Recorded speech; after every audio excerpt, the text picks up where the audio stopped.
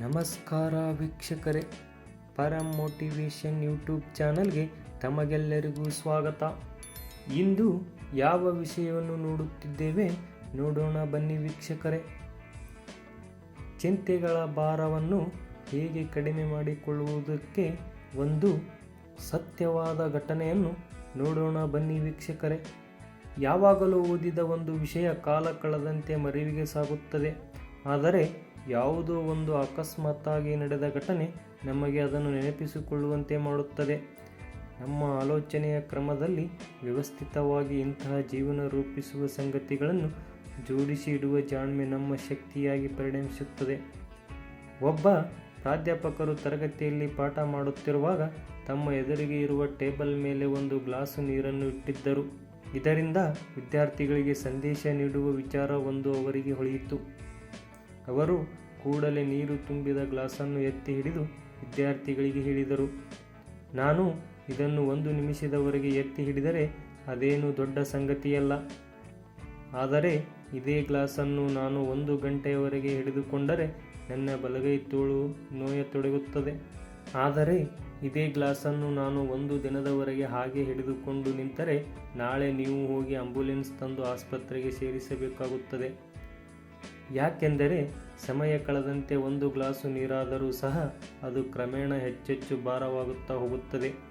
ಈ ವಿಷಯವನ್ನು ಹೇಳಿ ನನ್ನ ಪ್ರೀತಿಯ ವಿದ್ಯಾರ್ಥಿಗಳೇ, ಜೀವನದ ಮಹತ್ವದ ನಡೆಯಲ್ಲಿ ನಾವೆಲ್ಲರೂ ಒಂದಿಲ್ಲ ಒಂದು ರೀತಿ ಚಿಂತೆಗಳ ಭಾರವನ್ನು ಹೊತ್ತು ಸಾಗುತ್ತೇವೆ. ದಿನಗಳದಂತೆ ಮತ್ತೊಂದು ಚಿಂತೆ ಬೆನ್ನಿಗೆ ಇರುತ್ತದೆ.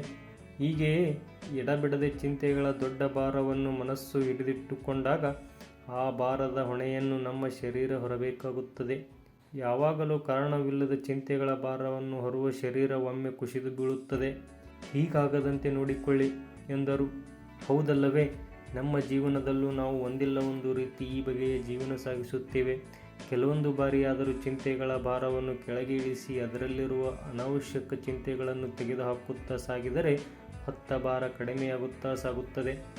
ಇದನ್ನು ಮೇಲಿಂದ ಮೇಲೆ ಇದೇ ರೀತಿ ಭಾರವನ್ನು ಹಗುರಾಗಿಸುತ್ತದೆ ನಡೆದರೆ ಅದು ದಿನಗಳದಂತೆ ರೂಢಿಯಾಗಿ ಹೋಗುತ್ತದೆ. ಅದಕ್ಕಾಗಿ ವಿನಾಕಾರಣ ಬರುವ ನಾಳೆಗಾಗಿ ಮೊದಲೇ ಸಿದ್ಧತೆ ಮಾಡುತ್ತಾ ಸಾಗುವಾಗ ಈ ದಿನದ ಮಹತ್ವ ಹಿಂದೆ ಸರಿಯುತ್ತದೆ. ಇಂದಿನ ಸುಂದರ ಬದುಕು ನಾಳೆಯ ಬದುಕನ್ನು ಹಿತವಾಗಿರುವಂತೆ ಮಾಡುತ್ತದೆ. ಅದಕ್ಕಾಗಿ ಇಂದಿನ ಬದುಕು ನಾಳೆಯ ಉತ್ತಮ ಭವಿಷ್ಯವನ್ನು ಉಜ್ವಲಗೊಳಿಸುವಂತಿರಲಿ. ವೀಕ್ಷಕರೇ, ಚಿಂತೆಯನ್ನು ಹೇಗೆ ಕಡಿಮೆ ಮಾಡಿಕೊಳ್ಳಬೇಕು ಎಂಬುದಕ್ಕೆ ಇನ್ನೊಂದು ಉದಾಹರಣೆ ನೆನಪಿಗೆ ಬರುತ್ತದೆ.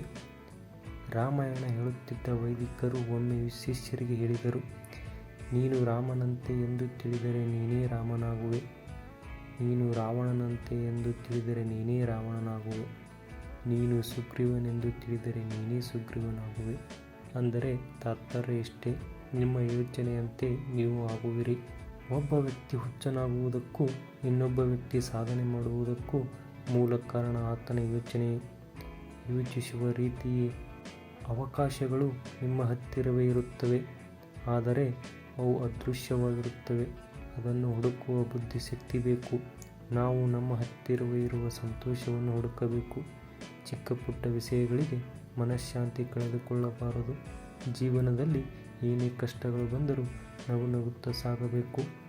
ಈ ವಿಷಯ ತಮಗೆ ಇಷ್ಟವಾದಲ್ಲಿ ನಮ್ಮ ಚಾನಲನ್ನು ಸಬ್ಸ್ಕ್ರೈಬ್ ಮಾಡಿಕೊಳ್ಳಿ ಮತ್ತು ಶೇರ್ ಮಾಡೋದನ್ನು ಮರೆಯಬೇಡಿ. ಶುಭ ದಿನ.